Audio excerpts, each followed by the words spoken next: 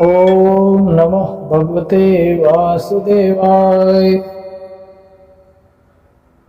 भक्तों, अनंत काल में चारों युगों में प्रभु श्री हरि विष्णु के अनंत रूपों के साथ साथ उनके कई अनन्य भक्त हुए और सभी भक्तों ने भक्ति की पराकाष्ठा को, उसके संपूर्णता को प्राप्त किया।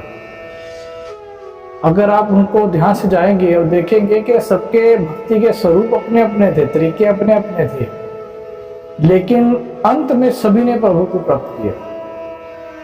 सुदामा, मीरा जैसे भक्त भी हुए। सुदामा जैसे वो भक्त जिन्होंने भक्ति के सारे नियम ही तोड़ दिए। सामान्य भक्ति का नियम ये होता है कि भक्त भगवान की सेवा करता है, लेकिन सुदामा ने भगवान से सेवा करना है। लोग मंदिरों में जाते हैं बड़ा ही बन ठन कर, सफाई का ध्यान रखते हुए, अच्छे कपड़े पहनकर, शुद्ध वस्त्र पहनकर, स्नान आदि से निवृत्त होकर। और सुदामा ने क्या किया? 3 दिन की यात्रा, वही मैले कुचले फटे कपड़े, गरीब हालत में भगवान के सामने पहुंच गए और वहां भगवान स्वयं उनकी गंदगी को, उनके पैरों की मिट्टी को अपने हाथों से धो।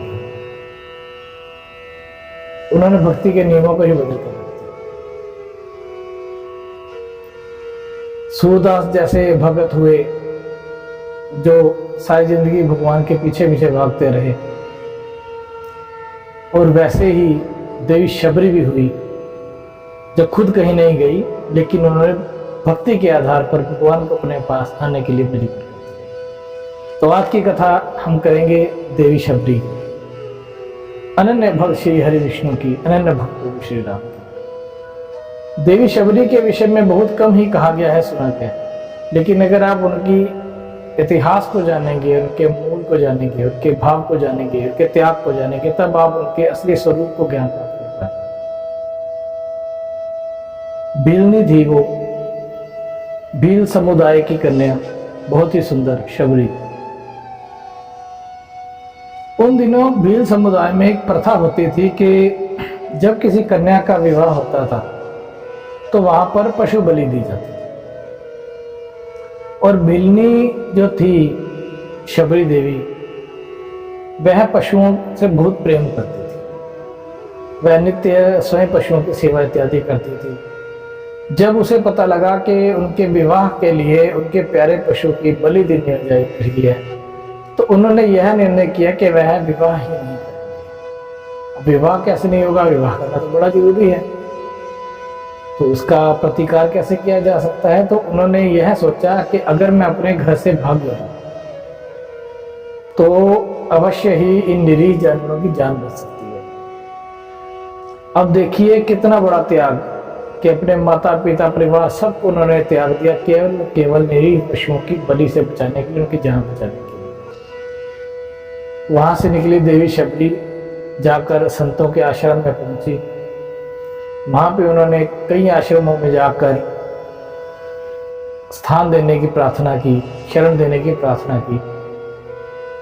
अब जो आश्रम थे उनके पास समस्या ये आती थी कि जवान कन्या पता नहीं कहां से आई है, क्या स्वरूप है, मनुष्य है, राक्षसी है, कौन सी माया है। वो सबसे बड़ी बात, जिसका कोई गार्जियन नहीं है, माता पिता की तरफ से कुछ नहीं है, तो हम उसको कैसे संन्यास में ले सकते हैं? तो कई ऋषि मुनियों ने उनको हाथ जोड़कर उनसे प्रार्थना करके क्षमा मांगी कि देवी, हम आपको इस प्रकार आश्रम में सन्यासिनी रूप में नहीं रख सकते, वैसे आप रहना चाहती हैं कुछ समय के लिए तो रह सकती हैं। इस प्रकार कुछ समय, थोड़ा समय अन्य आश्रमों में सेवा करने के बाद एक दिन वह ऋषि मातंगी की शरण में पहुंचे। अब जो मातंग ऋषि थे वह त्रिकालदर्शी महर्षि थे, श्री राम, श्री हरि विष्णु के अनन्य भक्त। और ये बात तब की है जब प्रभु श्री राम का जो है अवतरण भी नहीं हुआ। और मातंग ऋषि ने जैसे ही देवी शबरी को देखा तो उन्होंने तो दृश्य देखा हुआ था, तो उन्होंने देवी शबरी को अपने पास शरण में रख लिया और उनको सन्यासिनी का स्वरूप दे दिया, आशीर्वाद दिया। अब देवी शबरी जो मातंग ऋषि की अनन्य भाव से सेवा करते हुए जीवन यापन करने लगी। अब जिस समय मातंग ऋषि का अंत समय आया, उन्होंने देवी शबरी को अपने सभी बुलाया और कहा कि हे पुत्री, तुमने अनन्य भाव से मेरी सेवा की और तुमने उस हद तक सेवा कर दी है कि मैं तुम्हें जो मर्जी आशीर्वाद दे दूं, जो मर्जी वरदान दे दूं, तुम्हारी सेवा के आगे कम ही लगेगा। तो मैं बस तुम्हें यही आशीर्वाद दे सकता हूं कि निकट भविष्य में श्री हरि विष्णु प्रभु श्री राम के रूप में धरती पर अवतार लेने वाले हैं और वह तुम्हारी सेवा का आनंद प्राप्त करने के लिए तुम्हारे पास आएंगे और तुम्हें उनकी सेवा करने का मौका मिलेगा। प्रभु श्री हरि विष्णु से ऊपर कोई नहीं है, तो तुम उनकी सेवा करोगे जो सृष्टि के रचयिता हैं। आपकी सेवा के लिए यही जो है उसकी जो है संपूर्णता होगी और उसके बाद ही आपकी मुक्ति होगी। कुछ समय बाद मातंगी ऋषि जो है वैकुंठ लोक को चले गए। देवी शबरी के जीवन का एक ही मकसद रह गया, प्रभु श्री राम का इंतजार करना। अब देवी शबरी नित्य आश्रम की साफ सफाई करती, गलियारे को साफ करती, रास्ते को साफ करती। बाकी जो आश्रम के ऋषि मुनि उसका मजाक उड़ाते कि देवी किसने आना है तुम्हारे पास, जो तुम रोज ही आश्रम की तरह सुंदर सजा के रखती हो। देवी शबरी का एक ही कहना कि मेरे प्रभु श्री राम आएंगे, मेरे प्रभु श्री राम आएंगे। समय बीता, प्रभु श्री राम का अवतरण हुआ, वन गमन हुआ, मैया सीता का अपहरण हुआ और उनको ढूंढते ढूंढते प्रभु श्री राम और लक्ष्मण जो है उन आश्रमों की तरफ आ गए। अब जैसे आश्रमों की तरफ आए, प्रभु श्री राम ने देखा कि बाकी जो आश्रम है वह थोड़े से मेले कुचले गंदे पड़े हुए, लेकिन एक आश्रम में बड़ी साफ सफाई। अब जाहिर सी बात है, आप कहीं भी जाते हो तो जहां पर आपको साफ सफाई दिखती है, सुंदरता दिखती है, वहां आकर्षित हो जाते हो। वैसा ही हुआ, प्रभु श्री राम आ गए और देवी शबरी ने दूर से देखकर उनका स्वागत किया, उनको पहचान लिया, अपने अश्वों से प्रभु श्री राम का स्वागत किया, पास बिठाया, हाथ जोड़ेंगे। प्रभु मैं तो आपका कब से इंतजार कर रही थी, कब से इंतजार कर रही थी और आपने इतनी देर क्यों रखा। प्रभु श्री राम बोले, माँ मैंने तो आना ही था, बस समय का हेर फेर था, समय से पहले तो कुछ भी नहीं हो सकता। लेकिन तुम बताओ, तुमने आश्रम इतना सुंदर कैसे सजाया हुआ है, जबकि बाकी आश्रम भी सुंदर है, लेकिन तुम्हारे आश्रम की तो प्रकाष्ठा ही अलग है। देवी शबरी कहती, प्रभु श्री राम मैं नित्य प्रतिदिन आपका इंतजार कर रही थी कि जाने आप कब आ जाए, इसीलिए मैं रोज ही अपने आश्रम को ये सोचकर सजाती थी कि आज आप आएंगे, आज आप आएंगे। अब भक्तों, जो भक्ति की प्रकाष्ठा होती है, जो समर्पण होता है, वह इसी तरीके से होता है। पूजा का कोई समय नहीं होता, भगवान के आने का कोई समय नहीं होता। लोग कहते हैं प्रातःकाल पूजा करो, दोपहर को मत करो, शाम को करो, रात में मत करो। ये जो दिन रात बनाए हैं, यह मनुष्य के लिए बने हैं, भगवान के लिए नहीं बने। अगर भगवान के दिन रात के चक्कर में आप पड़ गए ना, तो भगवान के एक दिन रात के अंदर तो हजारों युग निकल जाते हैं। तो भगवान की पूजा करने का, भगवान की सेवा करने का कोई समय नहीं है। जब दिल करे, जब हृदय से आवाज आए, जो जलाकर बैठ जाओ, माला लेकर बैठ जाओ, नाम सिमरन शुरू करो। अब भगवान ने कोई समय तो नहीं दिया कि मैं सुबह ही आऊंगा, दोपहर को नहीं आऊंगा, दोपहर को ही आऊंगा, शाम को नहीं आऊंगा, रात को नहीं आऊंगा। वो तो कभी भी आ सकते हैं। अब सोचो, भगवान का चक्कर आपके घर के आसपास लग जाए और आप उस समय सोए बैठे हो, किसी और काम में लगे हुए, पूजा कर ही नहीं रहे, तो भगवान क्या देखेंगे? भगवान खिड़की से जाकेंगे, देखेंगे अरे नहीं, ये तो किसी और काम में बिजी है, चलो आगे चलते।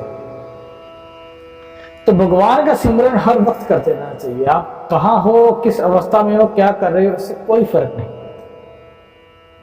आप नहाए धोए हो या मैले कुचैले हो, कोई फर्क नहीं पड़ता। आप कार्यक्षेत्र में बैठे हो कि घर पर बैठे हो, कोई फर्क नहीं पड़ता। आप कमरे में हो, रसोई में हो, कोई फर्क नहीं पड़ता। नाम हमेशा जपते रहिए, सिमरन हमेशा करते रहिए, प्रभु का गुणगान हमेशा करते रहिए। अपने मंदिर को, अपने घर को हमेशा यह सोच के सजाते रहिए कि आज भगवान आएंगे, आज भगवान आएंगे, और एक दिन भगवान जरूर आएंगे। तो वही देवी शबरी ने कहा कि प्रभु मैं नित्य अपने आश्रम को यही सोच कर सजाती सवाती थी कि आज आप पाएंगे, आज आप पाएंगे, और देखिए आज आप पाई गए। तो वो कहते हुए देवी शबरी कहती है कि प्रभु मैं आपको बताऊं, मेरे हिसाब से, देवी शबरी ने क्या कहा प्रभु श्री राम को? उन्होंने कहा प्रभु मेरे हिसाब से ना भक्ति के दो भाव होते हैं। एक होता है मरकट भाव और एक होता है मंजार भाव। अब प्रभु श्री राम मुस्कुराकर सुन रहे हैं माता की बातें।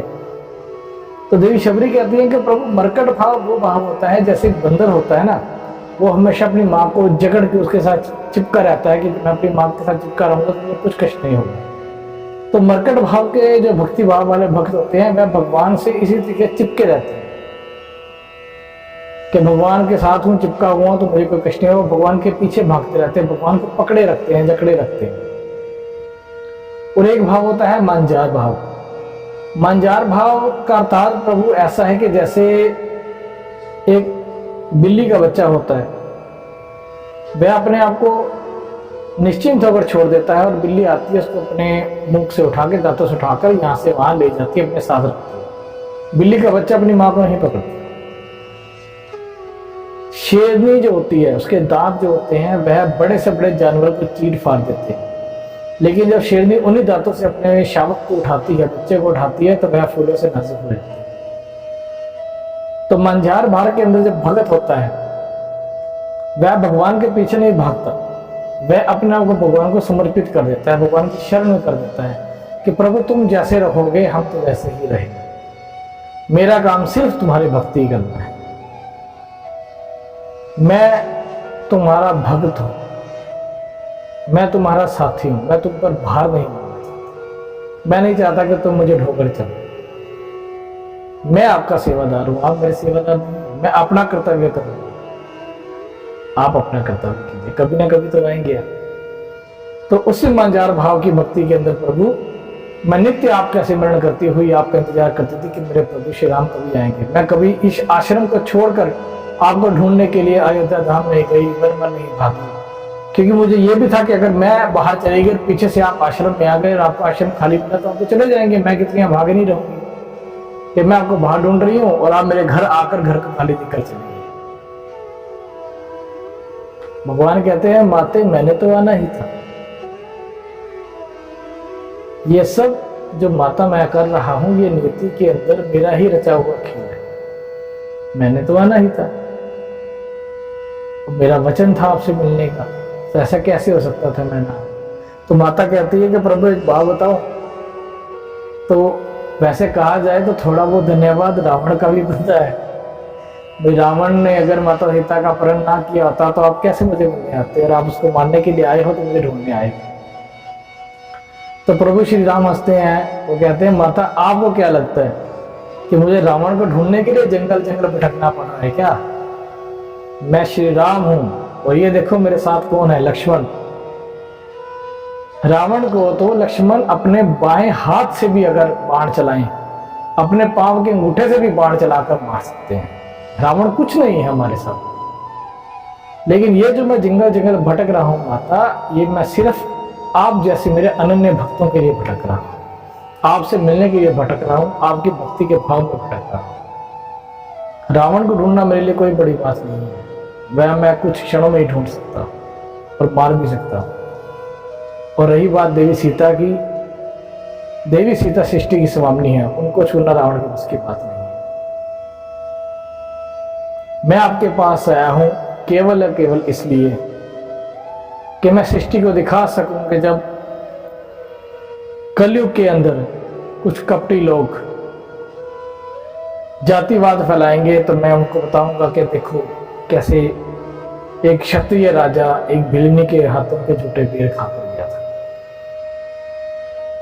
कैसे एक क्षत्रिय राजा की मां एक भिलनी देवी थी,